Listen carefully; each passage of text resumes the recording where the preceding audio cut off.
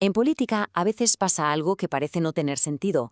Las mejores ideas, las más lógicas, acaban perdiendo en las urnas. ¿Por qué ocurre esto? Bueno, pues hoy vamos a sumergirnos en una guía de estrategia política basada en el trabajo de Carles Porcel para intentar entender por qué las buenas intenciones, por sí solas, no suelen ser suficientes para ganar una elección.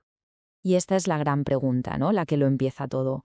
¿Cómo puede ser que un programa electoral que parece impecable, racional y que a todas luces beneficia a la mayoría, al final no consiga los votos? Es una frustración enorme en política y hoy vamos a ver qué se esconde detrás. Para empezar a desentrañar este misterio, la fuente original nos presenta un concepto clave, algo que denomina el dilema del progresista. Vamos a ver exactamente de qué se trata. Imaginaos la escena. Es un ciclo que se repite una y otra vez.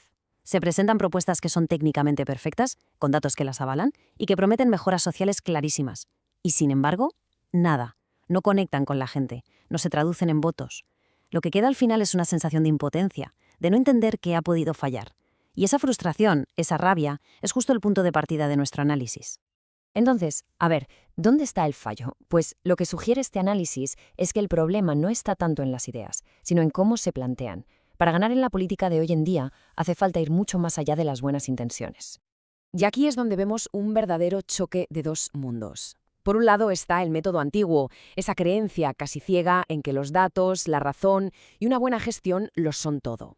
Y por el otro, el nuevo manual, que entiende que el votante no es una máquina de procesar datos, sino una persona que se mueve por emociones, por valores y que la conexión personal es fundamental. Es el salto de la ideología pura a la estrategia profesional, de reaccionar a lo que hacen otros a ser quien marca la agenda. Esta cita de Alfred Korzybski es probablemente la clave de todo el asunto. La gente no actúa ni vota basándose en la realidad objetiva, en el territorio, sino en su percepción de esa realidad, en su mapa mental. Por lo tanto, la política eficaz no consiste en imponer hechos, sino en entender y dialogar con esos mapas que cada persona tiene en su cabeza. Vale, ya hemos visto el problema y el diagnóstico. Ahora vamos a lo interesante, las soluciones. ¿En qué consiste este nuevo manual de estrategia que nos propone el material de base? El primer gran pilar de esta nueva forma de hacer política es lo que se llama la campaña permanente. La idea es muy sencilla. La política no va de aparecer cada 4 años para pedir el voto. Es un trabajo constante, de todos los días, para comunicar, para mantener una imagen positiva y sobre todo para escuchar. La comunicación deja de ser un evento puntual y se convierte en un proceso continuo. Esta estrategia además se mueve en dos frentes que tienen que estar perfectamente equilibrados: la tierra y el aire. La tierra es el trabajo de calle, el contacto directo, el cara a cara en los barrios con las asociaciones. Y el aire son los grandes medios, las redes sociales, la tele, la radio. Por separado son importantes, claro, pero la verdadera magia ocurre cuando se conectan. Cuando el trabajo de tierra le da contenido y autenticidad al aire, se crea un círculo virtuoso que amplifica el mensaje a una barbaridad. Y ahora entramos en un terreno fascinante, el del arma más poderosa y a la vez más invisible de la política, las palabras. Porque al final, quien consigue imponer su lenguaje, controla el debate.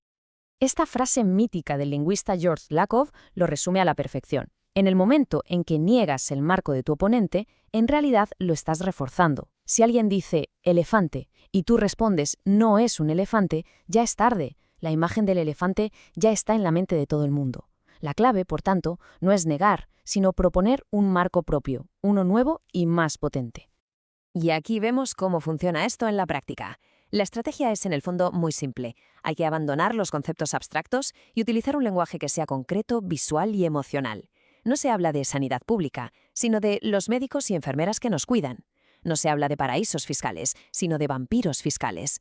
El objetivo es clarísimo: crear imágenes mentales potentes y dejar de usar, de una vez por todas, el lenguaje que impone el adversario.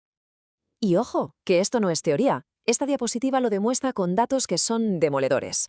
Fijaos, si se le pregunta a la gente si pagaría más impuestos para tener más funcionarios, solo un 21% está de acuerdo.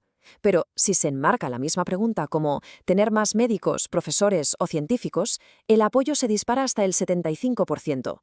La realidad que se propone es la misma, pero la palabra, el marco, lo cambia absolutamente todo. Es increíble. Y por último, el análisis se vuelve introspectivo, mira hacia adentro. Porque la estrategia no es solo algo que se proyecta hacia afuera, también hay una batalla psicológica, un juego interior que es decisivo para la eficacia de cualquier político. Por un lado, tenemos el famoso fenómeno del impostor. Es esa voz interna que ataca curiosamente, a la gente más competente, haciéndoles sentir que son un fraude, que no están a la altura. Esta es una barrera psicológica que, paradójicamente, frena a muchas de las personas más preparadas y las aleja de asumir responsabilidades importantes. Y en el polo opuesto nos encontramos con el efecto Dunning-Kruger.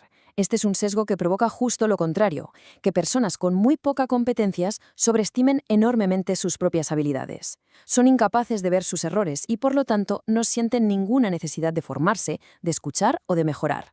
En política, las consecuencias de esto pueden ser, como nos podemos imaginar, devastadoras. Entonces, ¿cómo se superan estas barreras internas? La clave, según este manual, está en ampliar la zona de confort. Y esto implica, primero, dejar de hablar solo con la gente que ya está convencida, para empezar a conectar de verdad con quienes piensan distinto. Es hacer una transición fundamental, pasar de una mentalidad de activista, que es más reactiva, a una mentalidad de estratega, que es alguien que lidera, que negocia y que comunica de forma proactiva. Y terminamos con esta pregunta que creo que da para reflexionar. Según todo este análisis, quizá la verdadera revolución política no consiste solo en intentar cambiar la realidad externa, el territorio, sino en algo previo y mucho más profundo. Entender y ayudar a transformar esos mapas mentales que todos tenemos en la cabeza. Porque al final del día es desde ahí, desde esos mapas, desde donde realmente actuamos y decidimos.